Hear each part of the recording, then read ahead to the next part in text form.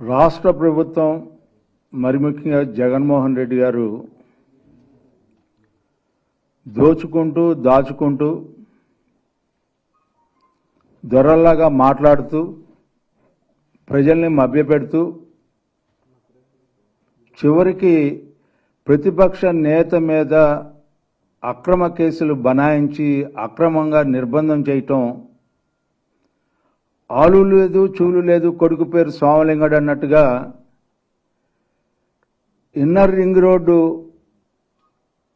అనే ప్రతిపాదన మీద డిస్కషన్స్ జరిగినాయి, కానీ దాని మీద ఒక జీవో ఇష్యూ చేయటం కానీ ఆ జీవోలో ఏదో అక్రమాలు జరిగినాయి అని చెప్పి అక్రమ కేసులు బనాయించటం, దానికి స్వయంగా మంగళగిరి శాసనసభ్యులు ఆళ్ల రామకృష్ణారెడ్డి గారు ఏదో జరిగిపోయింది, ఇక్కడ పెద్ద ఎత్తున అవినీతి పాల్పడ్డాడు మాజీ ముఖ్యమంత్రి చంద్రబాబు నాయుడు గారు అని చెప్పి హైకోర్టులో ఇంత చెత్త కేసు న్యాయశాస్త్ర పరంగా చూసినట్లయితే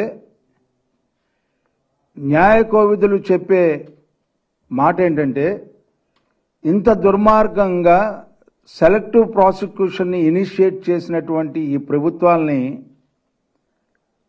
ఏమనాలో అర్థం కావట్లేదు. ఈ రోజున అంబేద్కర్ గారు రాసినటువంటి రాజ్యాంగానికే విఘాతం కలిగించేలాగా, రాజ్యాంగం లోపున న్యాయశాస్త్రాలని భిన్నంగా ఈ రోజున వ్యవహరిస్తూ అక్రమ కేసులు బనాయించడం అనేది ఎంత దుర్మార్గం అంటే, ఈ రోజున ఇన్నర్ రింగ్ రోడ్ కేసులో ఎలాంటి ఆధారం చూపించలేదు అని చెప్పే భావనకి న్యాయస్థానాలు వచ్చినాయి అంటే, మీరు అసలు ఏమి ఆలోచించి ఇలాంటి కేసులు పెడతా ఉన్నారు?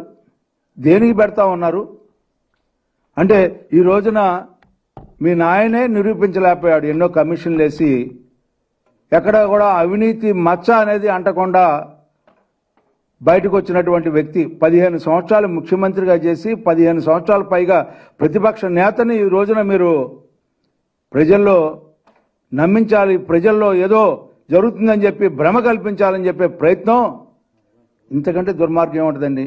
ప్రజాస్వామ్యాన్ని అపహాస్యం చేస్తున్నటువంటి న్యాయశాస్త్రాన్నిలో ఉన్నటువంటి ప్రొసీజరల్ ఇర్రెగ్యులారిటీస్ని అడ్డం పెట్టుకొని మీరు నడుస్తున్నటువంటి నడత సామాన్య మానవుడికి ఒక అభద్రతా భావం కలిగే విధంగా మీ వ్యవహారం ఉంది. అదేవిధంగా రెండో కేసు మద్యం కేసు. ఏమిటండి మద్యం వరదలైపోతూ ఉంది, కల్తీ మద్యాన్ని అమ్ముతా ఉన్నారు, కొన్ని వందల మంది చనిపోతూ ఉన్నారు, ఆరోగ్యం దెబ్బతింటా ఉంది. అలాంటి మద్యాన్ని మీరు అమ్మిస్తూ బ్రూవరేజెస్ కార్పొరేషన్లో ప్రివిలేజ్ ఫీజుని ఇనిషియేట్ చేసే విషయంలో ముఖ్యమంత్రికి సంబంధం ఉందని చెప్పి ఒక పక్కన మంత్రి ఎవరి మీద అయితే మీరు బెయిల్కి ఆయన అప్లై చేసుకున్న దాంట్లో చాలా స్పష్టంగా అఫిడవిట్లో పొందుపరచడం జరిగింది. ముఖ్యమంత్రికి ఇందులో సంబంధం లేదు, అధికారులకేనో మాకే సంబంధం, ఫైల్ అనేది ముఖ్యమంత్రికి వెళ్ళలేదు అని చెప్పి చాలా స్పష్టంగా చెప్పినా కూడా మీరు అక్రమంగా ప్రతిపక్ష నేత మీద, ఆనాటి ముఖ్యమంత్రి చంద్రబాబు నాయుడు గారి మీద కేసు పెట్టారంటే మీ యొక్క ఆలోచన అందరికీ అర్థమవుతా ఉంది. ఎవరన్నా బయట వ్యక్తులు ఎవరన్నా పెట్టారా? నష్టం జరిగిన వ్యక్తులు ఎవరన్నా పెట్టారా? ఇందులో ఎవరికి నష్టం జరిగిందని మీరు పెట్టారు? ప్రభుత్వానికి నష్టం జరిగిందా? ప్రభుత్వానికి నష్టం కలిగించే ప్రతి అంశం కూడా ఈ 4 సంవత్సరాల 9 నెలల కాలంలో వ్యవహరించిన విధానం ఎవరైనా చేశారంటే జగన్మోహన్ రెడ్డి గారి ప్రభుత్వం అని చెప్పి చాలా స్పష్టంగా చెప్పొచ్చు. అనేక అంశాల్లో ప్రభుత్వ ఖజానాకి నష్టం కలిగే అంశాలు.